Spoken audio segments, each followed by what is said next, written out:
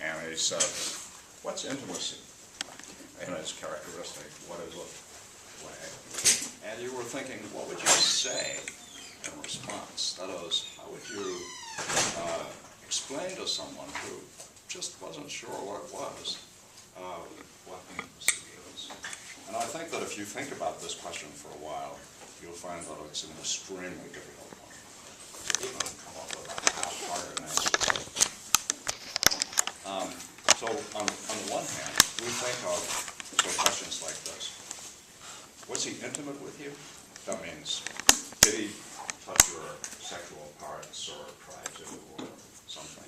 We do talk about intimate parts, right? And so in one way, intimacy can easily be kind of pulled or drifted towards, well, the sexual, but not just that, towards private parts in general, even if they're not playing sexual roles.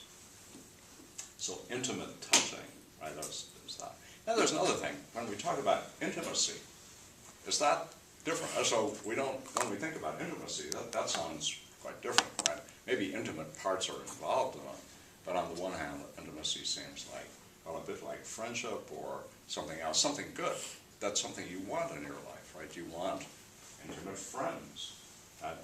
That's the and intimate friends are not friends who touch your intimate parts, right, necessarily, they might, but that's not part of it, right? And it's easy when we move over to intimacy and intimate friendships and intimate relationships and intimate things, where we're thinking about the sphere of intimacy, to begin to think in terms of the disclosing of private or intimate information. We think about it conversationally. You tell people, your intimate friends, things you wouldn't tell somebody else. And it's very easy, I think, once you start thinking that way, to begin to over-intellectualize intimacy. That is, to think that it really consists in sharing information. But you can quickly see that it doesn't. So imagine, for example, which may not be much of a stretch of the imagination, maybe true. You know, maybe the CIA knows more about you than anybody else, and they know things about you you've forgotten. They're in a position to disclose far more about you than you're in a position to disclose. They might even surprise you by telling you some other things you know. But they're not intimate with you just because they know those things. And in the same way, you can imagine strangers on a train, characteristic, a sort of trope. Two people meet on a train, they've got nothing better to do, they get into conversation, and suddenly they're revealing all kinds of things that they wouldn't reveal even to a pretty close friend. Well, why? Well, because they think, this is going away, right? This is not part of it. I never see this person again, but somehow or other there's a kind of pleasure or something involved in discussing things that we would otherwise find difficult to discuss. So stranger, but that again doesn't seem quite like intimacy. This seems like strangers exchanging information in part because they're not intimate, because they are strangers.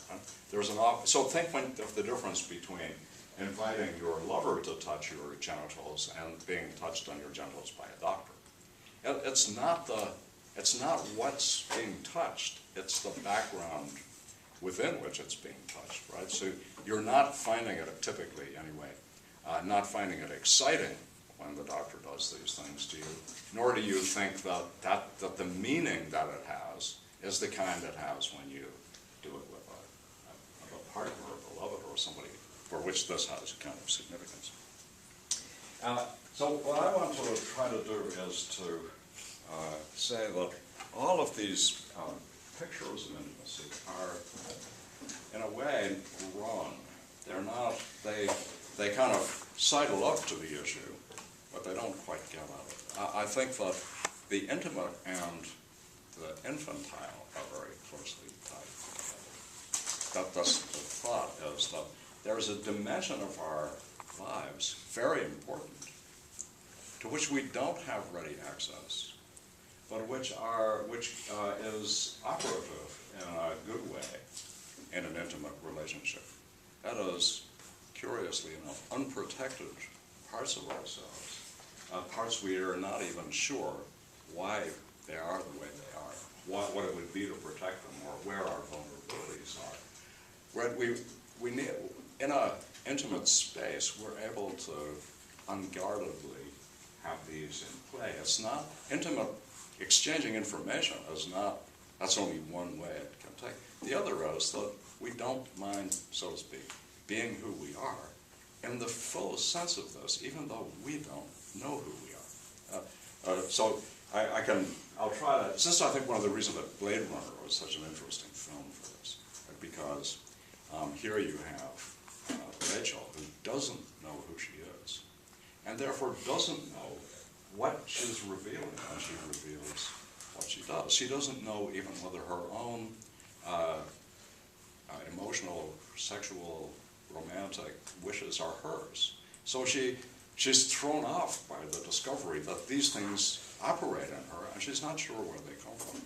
And I want to say that we're all a bit like Rachel in this, in the sense that we can often find something operating in us that we were completely unaware of, that suddenly becomes very important in an intimate, as it comes into play, and we become aware of it. For example, we become aware that something disgusts us, though we've never thought of it. We found that something else is just mesmerizingly exciting or attractive, though we never thought of it before, and we don't know why. We find it so exciting or attractive.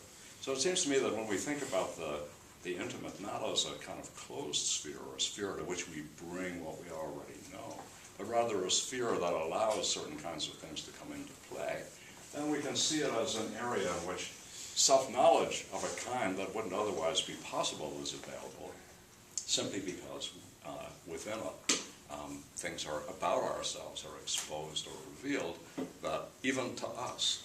So, I mean, think of an obvious one. So, you know, pornography has a bad name, and much of that bad name is justified by how bad it is. But the idea of sexually explicit films, books, and so on has a different, a cognitive or epistemic role to play in our lives, and an emotional one too. Which is, for example, we can discover that something excites us, though we wouldn't have known that if we had never been excited by it. In just the way that you can discover, for example, that you like a certain food, though it never occurred to you to eat it, and you have no idea whether you would like it or not. But when you do eat it, you discover that you love it. You've made a really important discovery about yourself, right? Namely, that this food is great to eat. You love it. Well, the same is true sexually and romantically, right? We discover that things we never thought of, right, never thought would turn us on or would be really part of something, we can learn about. And that's what we're doing, is we're learning the fine structure of our sexual responses, not just the kind of big structure, the big structure in which, you know, we think, well, everybody likes these things, and this is what sex is. But we can actually discover that all kinds of things that we never even thought of are a turn-on, and part of, and of course we can equally well discover that other things we never thought of are a turn-off. And it's not quite that these are turn-offs and turn-ons generally. It can be a turn-on with one person and a turn-off with another, right? So the things you can imagine doing with someone, or would excite you to do with someone, which it wouldn't excite you to do with someone else at all. And that's part of the thought that in intimacy, there's a grammar that doesn't extend, right, easily from one relationship to another, right? There's a great New Yorker cartoon where a woman is just at a party with a man, and she meets an old boyfriend, and she says to her now partner, this is Frank. He's the one who taught me how to do all those things that you like so much. It's great. I mean, it's great because you know how Frank is going to receive this information, right? Part of what's gone on in a way is that some intimate thing that seemed to be coming directly from your beloved turns out to be something she learned from another partner. Well, of course, that's in general true, right? We learn a lot from our partners, and a lot of it. But some of it, of course, just won't translate. Some of what we learned isn't going to be of any great use to us in this new relationship at all. Okay. So what I want to do is try to sketch, in keeping with the last things we were talking about, a way to think about what's going on when those things go on. And a big part of growing up, becoming an adult, is that we find that these phantasmal voices, the voices of the inner child, to call it that, but the voices of those earlier deposits in ourselves that were laid down very early, they become very difficult for us to pay attention to. We tend to want to push them aside, even though, right, they're full of all kinds of really good things for us. So some of them are that when we remember happy moments from our childhood, they're like a bank on which we can draw for present pleasure. We can actually remember them and be made happy by thinking about them. And so, you don't want, so remember that Ophuelan quote, right? The artist has to keep talking to the child within, or something is lost about what really being alive is. So there's some way in which growing up isn't the replacing of earlier selves by later ones, it's the layering over of things. And when we are intimate again, as we were, so just a minute, we were intimate in some important sense with our mothers. I mean, we recognize a kind of intimacy between a mother and a baby, and suckling and changing and cuddling and holding. Many of those things, as Freud recognized, are just the things that lovers do later. But now it's different, right? And in that little scene of you and your mother or father, or whatever the caregiver was, right, lie the roots of your later intimate life. Roots that won't flower, or you won't see what they are until they're reawakened, right? And then a lot depends. Then what you discover is that you learned a lot more at your mother's breast and on your mother's knee than you might have thought. And in some of the ways that you find things like absolute prohibitions, it's a very strange phenomenon, but I think we all recognize it. Things that are just beyond the pale for you. You could never do them. You find yourself unable, right? It's almost like a moral law. When it gets worse, you can't do certain kinds of things. And you wonder why you can't. What's the nature of this inner prohibition that seems to be so resolute that you can't do anything about it? So I wanted to tell a little bit of a story about that. And again, I'll start just by looking at two bookends, right? So the end of the chapter, and the first one. This is an amazing little passage from a psychoanalyst, Donald Meltzer. He's not, in general, an easy person to read, so I would recommend that you rush off and read the complete works of Donald Meltzer. But occasionally, in a few of his papers, they're just really extraordinary insights. And this is one that I thought was one of those extraordinary insights. And I think that's not, when you ask, what's the evidence for this? I always think this is a really interesting question. I think of a really good psychoanalyst, and they're hard to find, but a really good psychoanalyst is kind of like an instrument for measuring or detecting these small movements in your soul, which you're unaware of, but which you reveal in the way you talk. And so they're kind of free-floating devices that are very sensitive, like a needle in a magnetic, hanging on a thread in a magnetic field. They can detect these little perturbations. So that's one of the reasons why it's very difficult to generalize the evidence. So because the measuring instruments are peculiar, right? You can't just evaluate the evidence if you're not one of the measuring instruments. The huge majority of caring parents, seeing all about them the misery of maladaptation, cannot help being primarily concerned in their methods of upbringing with armoring their children against the inhumanities inflicted on both the poorly adapted and on those whose naked sensitivity makes them vulnerable to the grossness of inconsiderate behavior in casual and contractual relations.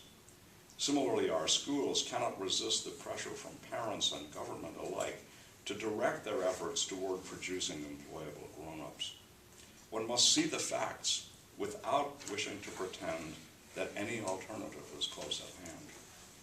We wish to prepare our children for the beauties of intimacy, but our anxieties for their survival overcome our judgment, so that we find ourselves joining in the training process, knowing quite well that it will dampen their thirst for knowledge and constrict their openness to the beauties to which they stand there. It's a really tragic little moment, but wisely recognizing that it's not as if we know how to suddenly change all this. Well armored for combat in the larger public world, we may find the virtues of intimacy difficult to cultivate, difficult even to access. So that's the thought is we're simultaneously bringing up people who have to live, and I'll just put it in one way, a divided life. Right? Divided on the one hand into the public sphere, where they have to be tough enough, so to speak, to handle the vicissitude. Just think of, I'm sure you all remember what early school life was like.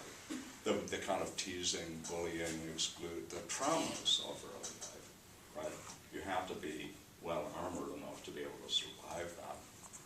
And then you have to learn enough skills, self-control, right? Management of the self to be able to get a job and be employed and so forth. But at the same time, you're also being prepared for a different world that's often not officially part of the picture at all, as if it can be left to its own devices. So we don't hear this. You're being partly educated so that you can have a successful and rich, intimate life. Included in that intimacy is not just your relationship with other people, but your intimate engagement with valuable things like works of art, so on. Right? That place, all those valuable things, to access which you have to be intimately competent. You won't get access to great works of literature, for example, or great paintings, or great pieces of music, just by being well trained. There's something else you need as well, which is the kind of refinement of sensibility which comes only with the growth of a kind of intimacy and possibility for it. So you can be very clever about a work of literature and have it not touch you at all. You can be, as it were, indifferent to it, as it doesn't shock you. It doesn't, as Kafka says, doesn't serve like a axe for the frozen seas within you. It actually leaves you cold, and yet in one way you know everything about it. We all know this, right? We know what it's like to find ourselves in a work of literature, to be moved by it, engaged, hooked, caught up as we can with another person. And we know what it's like simply to know all about it without being moved or touched by it at all, right? But if the more we move towards things that we know all about but don't touch us, the colder or more empty our inner lives become. The things that could save us are being, isolated from us so that they won't. Yeah. Yeah, I feel it. So going off the quote, I think with intimacy, the question for me at least, and this is more for personal experience, is not so much like, how do we get rid of the confounding things that honor us and that kind of thing, but how do you first step into the honored things, usually without your awareness of how you brought up, and then from that, how do you find the gaps in that and relate to someone that way? Because it doesn't seem to me that the goal is to strip away every confounding thing so that you can be close to each other. It's those gaps in the structure. I think that's a good way to put it. For one thing, it's not open to us to strip away all the defenses, right? We don't know what they are. And even if we did, our capacity to strip them away would simply recapitulate a bunch of other more complicated defenses that we use. That's not, you're right. Rather what happens, I think, and this can happen to anyone, right? No matter how well defended they are. So you might think of defenses as being like your immune system. If you're a pretty healthy adult, you've got a pretty good immune system. But if you come in touch with the wrong virus, that's not going to help you that much. The virus will find a way through nobody's got a perfectly universally competent immune system. We're all are relatively vulnerable to new viruses. Well, think about a new relationship or a new change in the world that is like a virus relative to your defenses. You can discover that you're not well defended, and something can break you open or break you apart, even though you thought nothing could. Right? We're not, in that sense, ever in a position of invulnerability, even to, as I want to say, to very delicate. It needn't be the the KGB torturers with their ice picks or someone who are coming after you. It may actually be a helpless child that you have who awakens in you a set of responses that you didn't have before, that you didn't know you had, and makes you now. Most of us are like this, right? We discover things, and the same is true for books. Even if we're very clever, and we've developed our intellectual defenses, as you might call them, against almost everything. Right? We know what to say, how to ask, how to seem to be very clever about it. But there are books that can break through our defenses and reveal things to us, and shock us, shatter us, and so on. And I think that's in general. So you think of the aesthetic, right? The world of art as an intimate world, not as a world to be explored kind of cruelly, but as an intimate world to enter. Then works of art become like other people. There are opportunities to open up things in you, and I want to say that the notion of what it is to be alive. So when Henry James says live, it's a mistake not to. He doesn't mean biologically tick over. It's a mistake to commit suicide. He means it's a mistake not to be in touch with the sources of life, right? And that's the thought that these are the things that can excite you, that can fill you with that rapture that you feel. No, that's what it is to be alive. And you can't have that all the time. We're not set up for that. That would be kind of like endless orgasm. It would be self-defeating. We'd become anxious as a result of it. It would break us apart. We'd shatter. It's rather the thought that we want to have in these places we can go to be fully alive. And the more of them we have, the better. And in a relationship, it's like that too, right? So when relationships go dead, right, when they feel like they're over, or they have no future, or you're just repeating, or whatever it is that we say about it, then we don't love each other anymore. It was the standard way to sort of put that. Right? Part of what's happening is that there's no intuitive life left. Like none of the things have that feel of excitement, life. They seem to have dropped down into routine, like the person who can analyze a great poem but just feels nothing about it when they analyze it. It's as if they're reading a phone book that has no emotional impact. Now, we'll see a bit later that one of the real problems here is, in fact, traces back to our division between men and women. I mean, what it is to be a man, what it is to be a woman.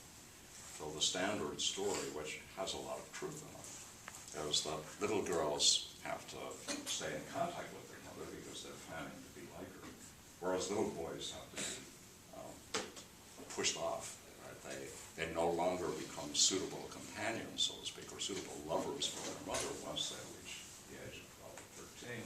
They're sent off into the world of boys. In many countries in Europe, right, they're sent off to boarding school where they're toughened up, right? That's the thought. And that, for men, right, the old adage, men are from Mars, women are from Venus, while it's pop psych, parts of it just pop psych crap, but there's a truth in it, right, which is that men have a harder time being in touch with their feelings, in part because they've been taught that it's not manly to be in touch with your feelings. You're not supposed to be sensitive. Right? When we see that, we think, oh, he's so girly, or I don't know, right? Rather than admiring it.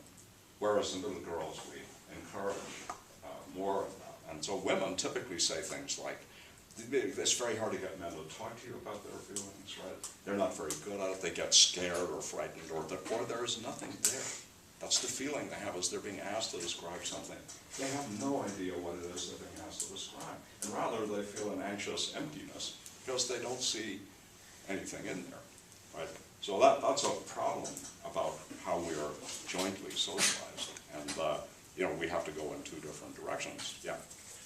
If you take that angle, I don't know, it seems strange. It's like, because it feels like the overarching society does... It feels what? It seems like the overarching society does kind of like encourage women to be, I guess, sensitive, whatever, but it's... this kind of twisted image, because it's not, like, they're not encouraged to do that and it's right. They're encouraged to do that because, like, that is fulfilling that gender role, but that gender role is still, like, subjugated and still seen, like, still I wrong. completely agree with you. This is, there are issues here about how deep this particular vision goes. So on one view, so on Freud's view, for example, and Freud, remember, defended was so heteronormative way. But I think we don't know how deep it is. So part of the thought is, is it simply the structure of traditional families, the standard ways of bringing up children, the way we school and socialize them? Could all that be changed? Should it be changed? Well, let's imagine for a moment that the thought is, yeah, it should be changed. Then you're quite right. Then what we see is a different phenomenon, right? Then men and women might be equally well suited for intimate life, right? Both with each other and with their children and so forth. That's certainly one possibility. There are some others that are more disturbing and we don't fully understand them, which is the role of different hormones, right? So testosterone notoriously tends to make people more sexual, more aggressive, more a whole set of things. Are we thinking that we would need to do something about the testosterone levels? Because it might well be that unless we did that, we would find the kind of aggressiveness and with it the sense of being able to put somebody at a distance in order to be aggressive towards them. That might be something that would be very hard to eliminate. I think there's another one, which again, these are not problems to which anybody knows the answer, right? There are problems, some of which we will perforce have to deal with because the impetus to deal with them will be there. But others, we'll just wait and see on, right? Big social experiments and social changes, right? There's an issue that you brought up with me when we think counterfactually. If we were to do that, what would happen? And I think typically the answer is, we don't know. We really would have to run the experiment to find out, because everything is so closely knit in with everything else that even a small change in patterns of upbringing of children or education have massive downstream consequences. So it's just not possible to say, would it be a happier, better world? We don't know the answer to that. But of course, we don't respond to present pressures and problems always by knowing. We have to think, oh, people are suffering, this is bad now, we have to do something about this. Will we be happy or glad we did something about it? That's a different question, right? We won't know the answer to that. Maybe for generations, maybe for millennia. Social experiments take a long time to work themselves out. But one of the things I think we think is, none of these structures is sacred, right? We don't think it's the Holy Family, as Marx calls it, or Engels calls it, right? We don't think we're replicating a divine structure or something like that. We think that the traditional family is just one way of organizing our reproductive and emotional lives. But now we've changed that quite markedly. Now we have marriages that aren't heterosexual, right? We've changed the whole set of norms having to do with upbringing of children. And we have to wait a long time to see what the consequences will be for the children. Anyway, that's just a sketch. That's a little bit at the end. Just a little bit at the beginning.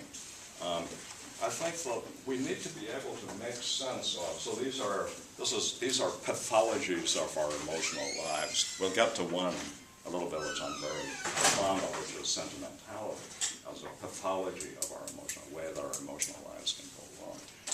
But there is another one which I think is very hard to theorize, but it's easy to understand, which is the sense of emotional emptiness. That is the sense that there's something like a distance or a gap between your feelings, the emotions that you have, and the way they register inside you. That is, they do this, but they somehow or other, you don't feel invested in them, or some such thing as that. It seems like you might say you're just going through the motions, or some such thing as that. It's very hard to do it. Let me put it in a context, a weird context for a second. So let's go back to our thoughts about reason, right? And reason is all this glorious, consistent structure, and if reason ruled the world would be a great place. That reaches its culmination in the German philosopher Hegel. And Hegel offers us a final kind of closed picture of everything, right? Which culminates, not surprisingly, with Hegel's himself recognizing this structure. So the whole history sort of closes in around Hegel and his thought. So imagine there was such a thing. So imagine, for example, that right around in high school, you started studying a book which was called The Truth About Everything, right? And here it was, and it said, this is the ultimate structure of reality. This is what's reason is. So it told you this whole thing. It gave you a picture of all of previous history leading up to you and this moment, and now there was the moment where that's all. We don't need to worry about any change anymore because we finally got the recipe. Now we have to read it. And Kierkegaard, the Danish philosopher, interesting guy, interesting writer. Kierkegaard says something like this: where am I in all of that? Am I just a kind of mode of this, like just a cog in this vast story that Hegel is telling us? I'm just a placeholder in it, right? I mean, so there's you, me, but hey, I mean, really, we're just, there'll be the next you filling that place, and the next me filling that place. That's all. All the meanings have all been distributed. And he tries to do it this way. He says, okay, well, if that's right, then imagine a Christian who's done the equivalent for Christianity that you've done for world history and world thought. So this person knows everything about Christianity. They can ace every Christianity test. They know everything. They know about every sin. They know the Bible off by heart. They know what all the scholars say about everything. They're really learned. And Kierkegaard says, does that make you a Christian? And his thought is, it doesn't. Why? Well, because of the very thing we started talking about. Your engagement with all of this can be, so to speak, inauthentic. That means there's nothing really for you in that, even though you can spout it. It doesn't eat it isn't founded in your most intimate feelings of things in such a way that it grows out of them. It's rather disconnected from them. And so in there, so to speak, there's the little child that develops to a certain point, and then stays like this, and then a superstructure is placed on top of it.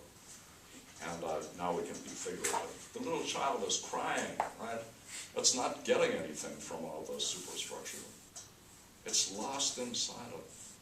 So that when the whole thing is experienced, it feels empty. It feels like it had nothing to do with you. Yep, different picture. The way you feel when you're playing a game because you really want to, and it's just full of pleasure and enjoyment, and everybody is spontaneously reacting, versus doing something because you have to. Right? Even if you do it very well, even if you're very good at it, you know what happens, right? Your mind wanders. You don't feel connected. You say that, right? Well, also with the Kierkegaard thing, I think with if you had this book, yeah. I think what's the point of living in the sense that this is the end of everything, That's another way to put it. And I think that what we would be experiencing, and I think that's what Kierkegaard realized, we would be experiencing, so to speak, the pointlessness of individual life. What would be the point of it? Right, the point. It would be like, and so another person is going to live out this thing, and and you think, isn't that just what boredom, emptiness, futility is? Endless repetition of the same damn thing? That's the edge that we're trying to make. We're trying to give texture or more backing to that very thought. That the moment at which you just feel you're doing what anybody could do, anybody could have this job, anybody could say the things that you were saying. There's nothing special about you in this. And moreover, you feel that. You feel distance from your own life, right? You feel like you're just going through the motions, as we say. And that's what we're trying to say. What would it be not to go through the motions, right? And part of what I'm trying to say is, part of what it would be not to go through the motions is that those motions are connected up to these these little embryonic feelings in you, so that those grow up to inhabit.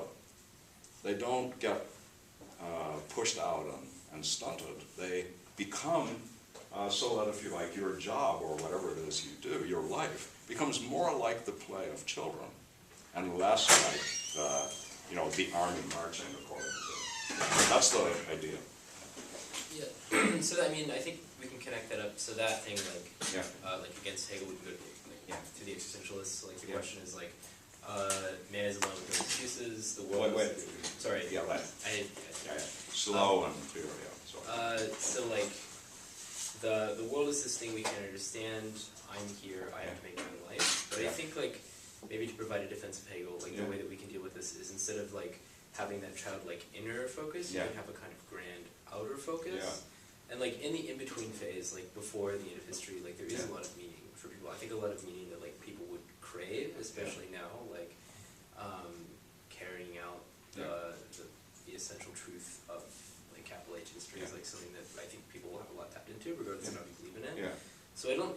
So Yeah, I think you're putting, so that there are two nodes, right? yeah. I've been talking about one of them. So the different question we can have altogether is whether or not the social structure that we have is fit to hold the intuitive life of the individuals that are in it. So I think a different thought. So again, Hegel is the key figure, but Marx gives a much simpler version of the story. So Marx says, look, as long as there's domination, as long as there's exploitation, as long as there's private property, as long as somebody's a master and somebody else an employee, as long as that's true, the world that we have will not be a fit one to develop the inner richness of the individuals in it, so that they be, as Nietzsche says, they become who they are. Rather, they become what the world needs them to be in order to keep the wheels of industry turning. Right? So the world doesn't, so to speak, this world doesn't want you to be you. It wants you to be a successful consumer of the things that, when you successfully consume them, will keep the whole structure going. So that would be a way to say that, right, we have to do two things. We have to think about our intuitive life as something that's really valuable and important, see its value and importance, and then we have to think about the social structures, educational structures, familial structures, that would help that to grow and develop, rather than pushing it down, right? So now you're right, you need both of those pictures. And Hegel gives us one, but not, he doesn't focus on the other. And one reason for that is we've just seen a little bit of a history as philosophers are all hooked into the reason part. They were sort of too well toilet trained, that would be another way to put it. But they're too much into repression, control, clarity, all of those things. Yeah. Well, I think maybe the unsatisfying part about Yeah. someone like Hegel is that it's, at the end of the day, it's like an abstraction. Like, even if it's really, really detailed, and this is like the ultimate He thinks abstraction. that if you get detailed enough, it isn't abstract, it's concrete. Yeah. That's a way to put it, Yeah. Yeah. But it kind of seems like Yeah. if he's looking at history and Yeah. feels like he's figured it out, it's in the sense of, oh, this thing will repeat itself. Like, this is the pattern of existence. And I think one of the cool things is that we got here by talking about intimacy, and I think a lot of intimacy is about particular things. Yes. It's about Yes. sharing. It seems like its essence is sharing, like, the most particular. It's the particular sharing of two particularities, right? Yeah. The sharing is itself particularized to and they come, well, with all that baggage, richness, whatever it is that they bring to it. Yeah. Mm-hmm. And it's a place where that can be realized. I mean, it's a way of sort of what Marx thought about the revolution of the bourgeoisie. Is that when finally the workers freed themselves from their capitalist chains, right when that happened, all their inner richness would be made available socially.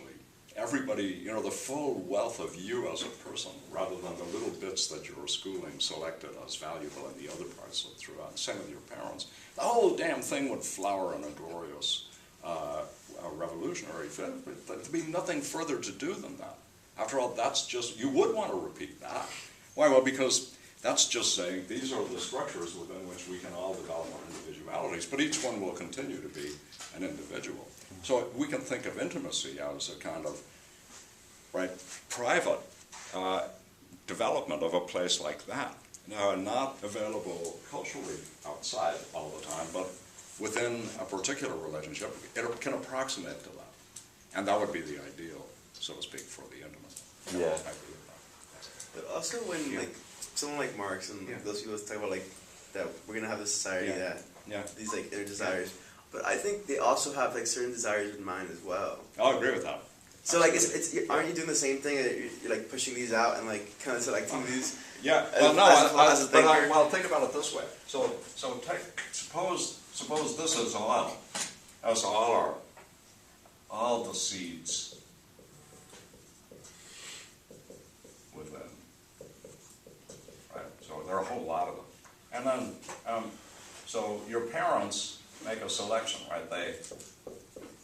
They say not those. They don't develop those, right? Because they think, well, those are not good. So there's a whole set of things we do in childhood that our parents allow us for a while to do in childhood, and then we're told not to do those anymore, right? Those are childish things. You put those away, or you do something else now.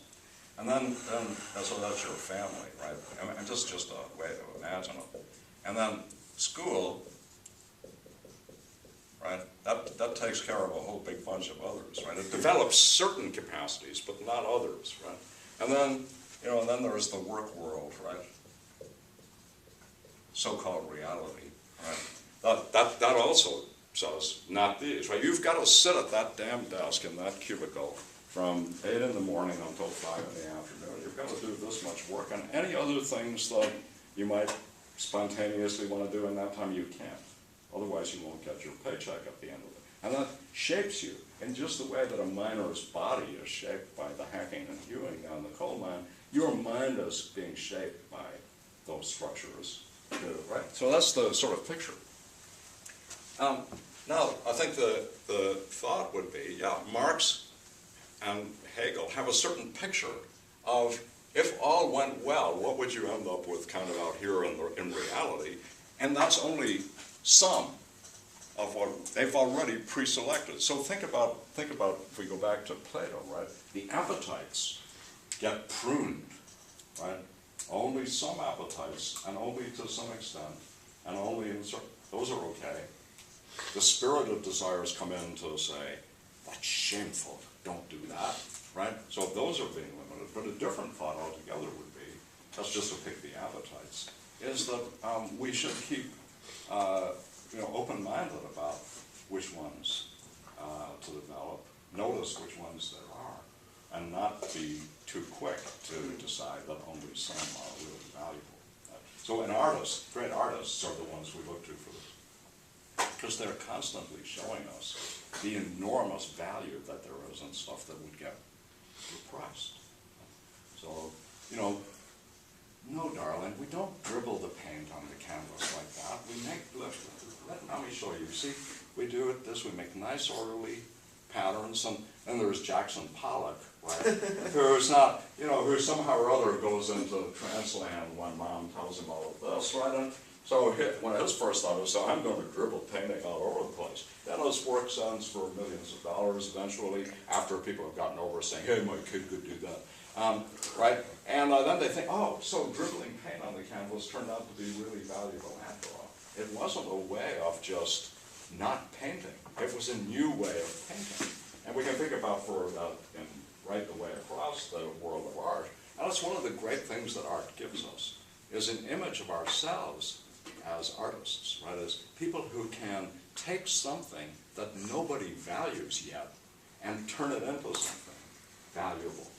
Right? So we're not working according to a script, right? Because the script says that's just pointless. Yeah. But we are able, because of what we do with it, to turn it into something really good. Yeah.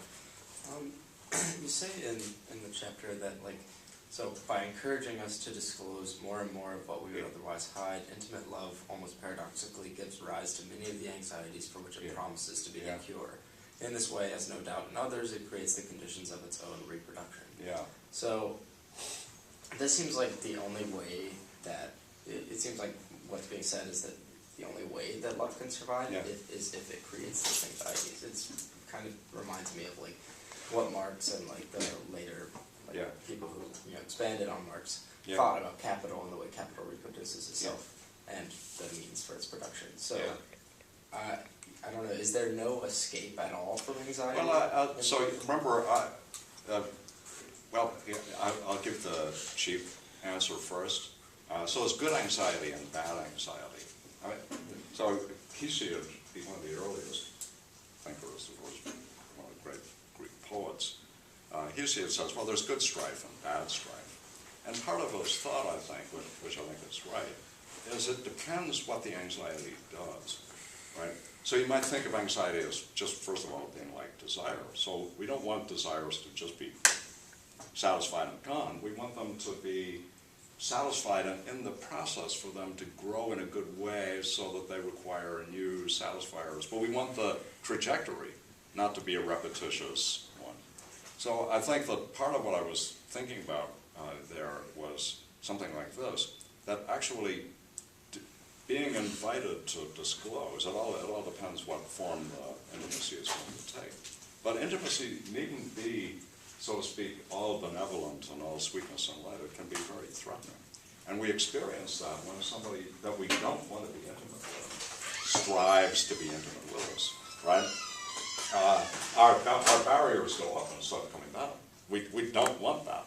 And we're not, this is the other person, we don't even really know fully why it is that some people do that and others don't. It's fair. This is like the chemistry we talk about when the boundaries come down, or we feel that the blue foot works, right? But often, right, the booby holds up its blue foot, and the female booby just doesn't like it. Does she know why? No, she doesn't know why. Do we know why? No, often we don't know why. We come up with a story, but really, it's, in some sense or another, something in us is responding in ways that we might be able to come to understand, but that we don't just have ready access to. I'm sure you've experienced this. I think it's very relevant, but you can like the way somebody smells. Right? You can really like the way they smell. It's very difficult to describe the way they smell, but you really like it. Something about it says, this is good. This is good. This is a good thing. And there are other people who don't smell good. And I don't mean they smell like they need a shower.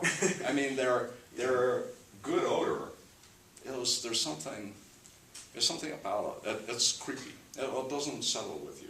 And what we're doing there is, our big part of our mammalian brain, a big part of our reptilian brain, still right around there responding, but in ways that we don't fully understand, to cues we don't fully grasp either. That's part of, it's not as if we're this unified animal, right, all put together with a single life plan. It would be bad, I think, if we were. Rather, we've got all kinds of elements in us, and the more we've been worked on the brain, the more we recognize this. There's just an enormous part of our receptor mechanisms that aren't available to our consciousness at all, but are very powerful presences in the way we respond to the world, and we're striving to do something about it. Another example of how our anxieties from the childhood. I think it was a good one. He was talking about what do we do with them? Remember David Lynch's movie when he? Which one? It's about him. So when he sees when he's a little boy and he plays with his brother on the playground.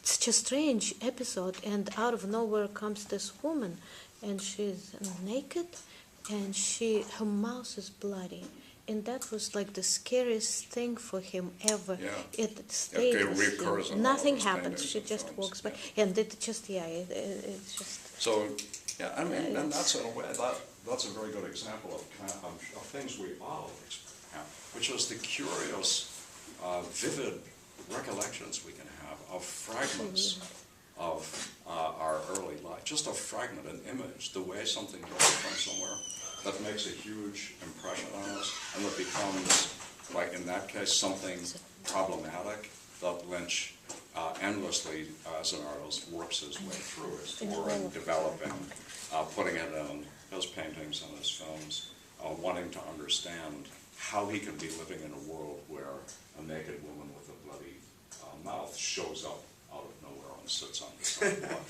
right? I mean, you think about a child trying to make sense of this, and the thing is, we do make sense of the world as children. It's a strange sense.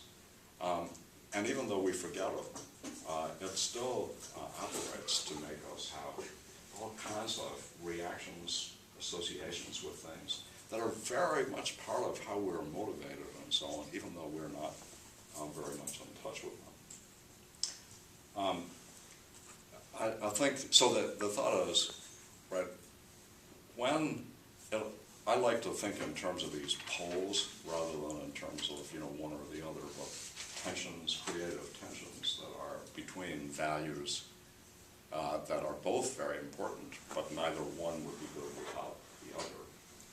So Herzen's one about society and the individual as two poles, each with making demands. It wouldn't be good if either one triumphed.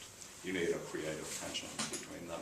In a good relationship, you need those kinds of things too. You need a motor, and you need reassurance, you need stimulation, you need imagination, you need security, you need all of these things together. It can't be constantly in turmoil, right? And it can't be so, so sort of neutral that actually it stops giving you any satisfaction or pleasure at all. It's just like a warm, like warm bath water, but it doesn't have any real stimulation.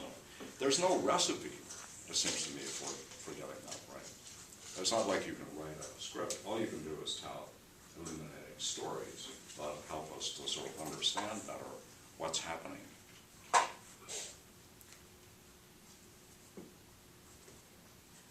Can we take one more stab at? So, because we have intimate lives, and because we aren't in a position to fully disclose them, or give somebody the kind of, gameplay, how to deal successfully with us. Here's a David game. If you want to deal successfully with David, just follow these rules.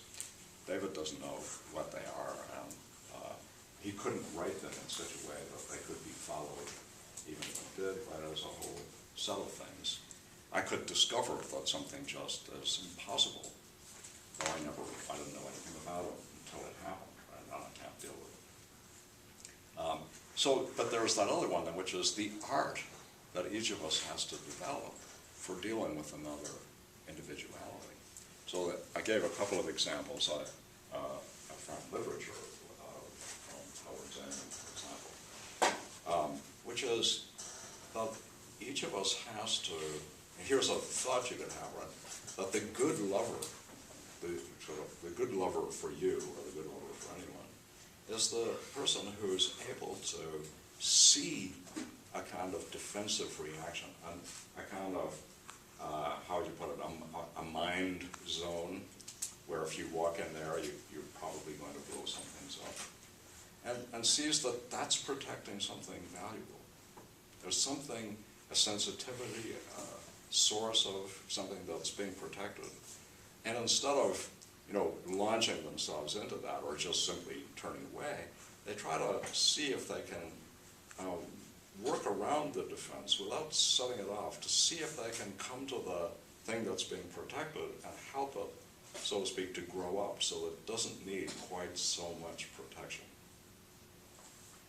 I think we've all sort of felt something like that, right? That there's the secret would be, there's something that does need to come out into the light. It just needs to be kind of coaxed, like a little baby, it needs to be played with, it needs to get a chance to find a voice for itself. And the problem is that seems very scary or frightening. And so a wall is built up around it that says, don't touch that. That's too precious to me. If that weren't handled properly, I would die. That's so important. And like the good mother, finds a way to get the curtains apart a little bit. And then to take this very precious thing and allow it to come out in the open without its sort of showering and dying. I think mothers deal with babies like this all the time. Like babies have, huge emotional reactions to things. And a good mother finds a way to calm, it's not so threatening. As we say, but to give the baby's terrors back to themselves is not so terrible. You see, mom can handle this, and mom can help you to handle it too, right?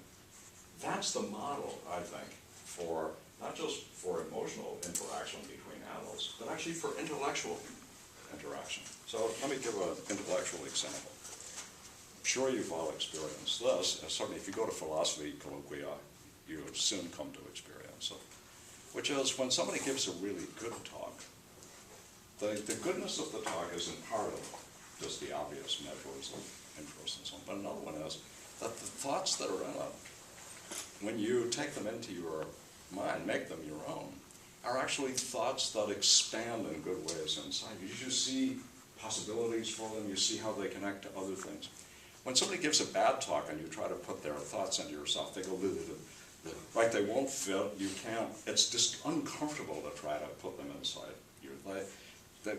And generally what happens in a bad talk is the discussion is bad too, right? Because the paper suggests bad questions rather than good ones. It doesn't have a way to develop well forward. Everything, it goes every which way. There's no coherence. And that's the equivalent, right? Is that you're being given things to think with that you can't actually think well with. Your thought won't work well with those. Emotionally, when you, and we all do this, and you can feel some people are very good at it, they project their emotions into you. Right?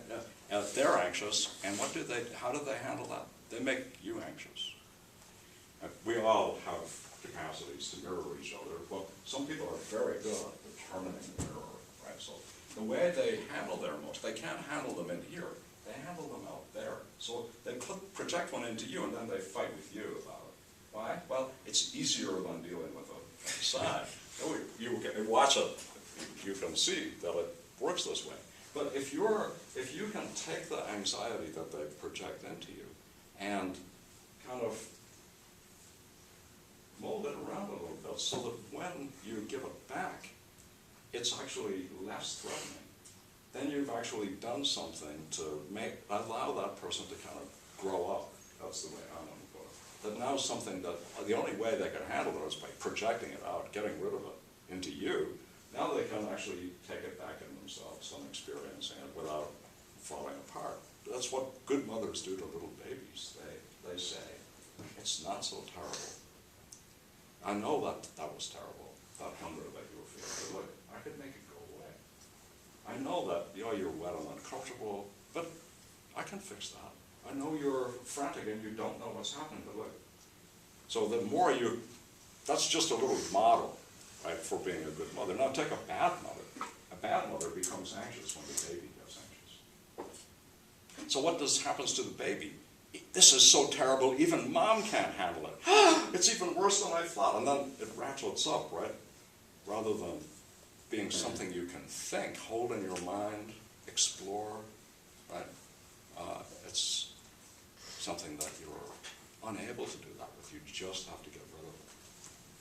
So that's another little way to think about what's going on when good emotional interactions occur. Good emotional interactions are not like the one in Mortals, where when the husband feels that his wife is going to leave him, just nonsense.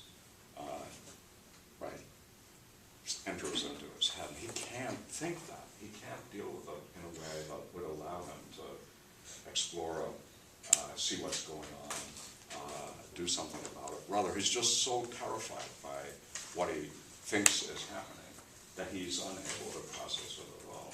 And his wife doesn't help. She doesn't know how to, in part because he's experiencing something she doesn't want to truthfully acknowledge to him. But that's part of it, is she can't help him to think of, because actually she is hiding in some part of it from him. She doesn't want to disclose it to him. So that's a bad model, right? A model in which something goes wrong, because what you're experiencing, the other person can't help you to experience.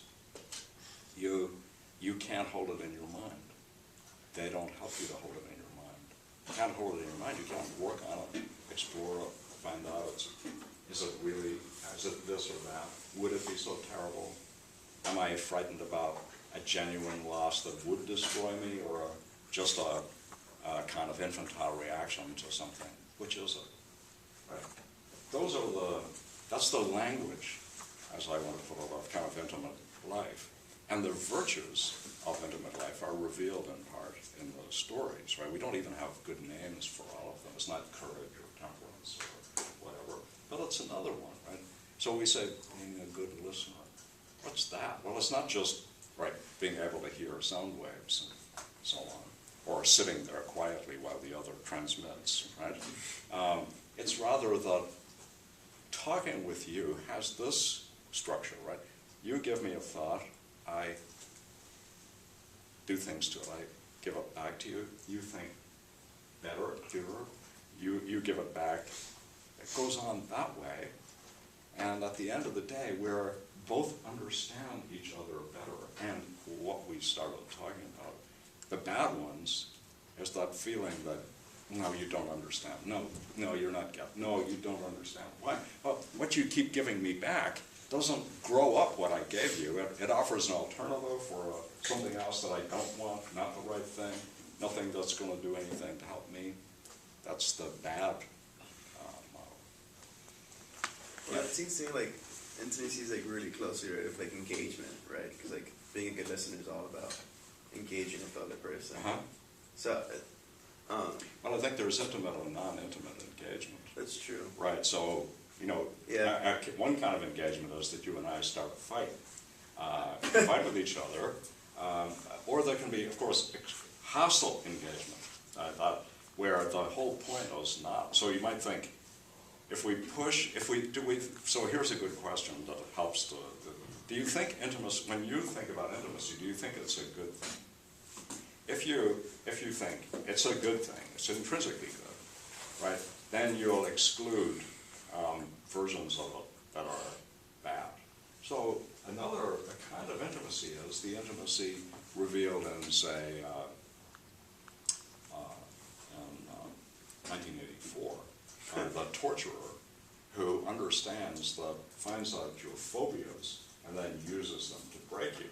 That's intimate in one way, but it's certainly not good.